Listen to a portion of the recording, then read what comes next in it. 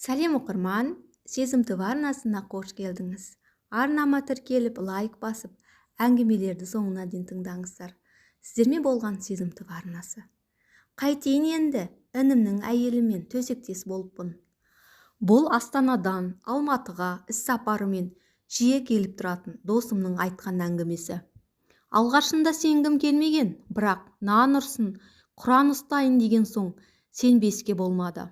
Былай деді қысқасы: өзің білесің, мен Алматыға жиі келіп тұрамын. Фирмаларға аудиторлық тексеріс жасаймыз. Бұл сондай бір тексерістен кейін болған оқиға, деп бастады досым әңгімесін. 3 адамбыз, үлкен компанияға аудиторлық тексеріспен келдік. Басшысы жылпос екен. Құрақ ұшып қарсы алды. Ішім жеміміз солардың мойнында. 2 күн өтпей жатып-ақ шаршаған шығарсыздар. Жұмыстан кейін жуынып, шайынып алыңыздар деп саунаға шақырды. Қарсы болмадық. Мұндайды талай көргеміз. Парға кіріп, бассейнге шомылып, алдымызға қойылған ас судан дәм татып, көңіл жайлана бергенде сопаң етіп 3 қыз келді. Компания басшысы оларды қарсы алып, бізге таныстырып жатыр. Байқаймын, бұл қыздармен бұрыннан таныс біліс сияқты. Жігіттер, шаршап жүрсіздер ғой. Мына қарындастармен көңіл көтеріңдер. Әдейі шақырдым дейді. Саунадағы отырысымыз қызып сала берді. Жасыратын несі бар? Арнайы шақырылған қыздар ғой.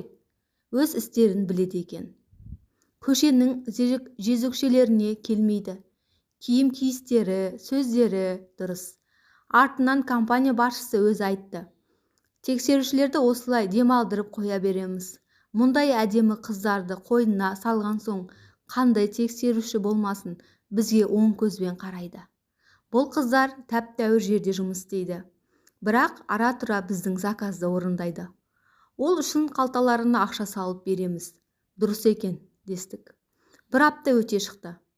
Қайтарға 1 күн қалғанда дүкен аралауға шыққанмын. Балаларым алдымнан шыққанда қолына ұстата қояйын деп ұсақ түйектер алдым. Дүкеннен шыға беріп едім. О, жолдас аға, қайдан жүрсіз деп бір танысым кездесе кетті. Бір ауылдың жігіті, менен 10 шақты жас кіші. Жағдайымды айттым. Жүріңіз аға, күнде кездесіп жатқан жоқпыз деп, дәм татыңыз. Бір ауылдың баласымыз ғой, деп өтініп болмаған соң, адресін алып жұмыстан кейін сонда бардым. Есікті ашып, інішектің өзі қарсы алды. Алдымнан жүгіріп шыққан ұлына ала келген ойыншығымды ұстаттым. Аяғымды шешіп залға оза бердім.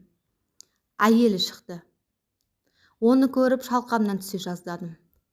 Bir түрі болып кеттім. Не сәлемдесерімді, не кері бұрылып кетерімді білмедім. Алдымда кім тұр дейсің ғой? Өткенде саунада бізді обслуживать еткен қыздың бірі тұр. Сабина, мынау жолдас деді деген ағаң. Біздің ауылдың азаматы, деп інішегім мені таныстырып жатыр. Ол мені көріп сасып қалды, қып-қызыл болып кетті.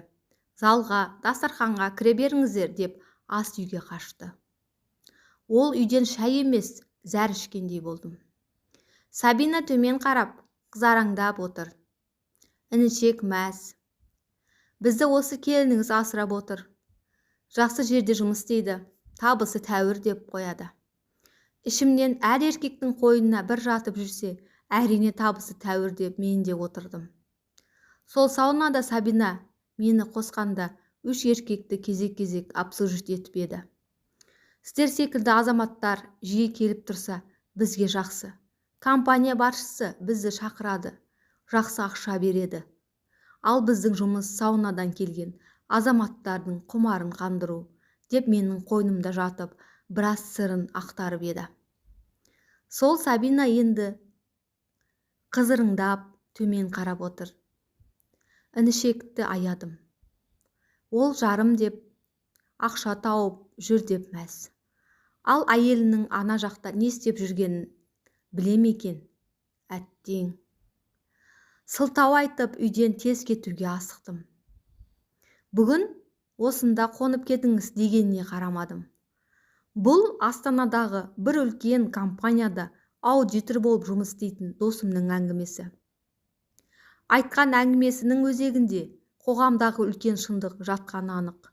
Өйткені бүгінгі күні сырттан келетін қонаққа қыз салу жазылмаған шындыққа айналғаны қашан. Бұл соның бірі ғана.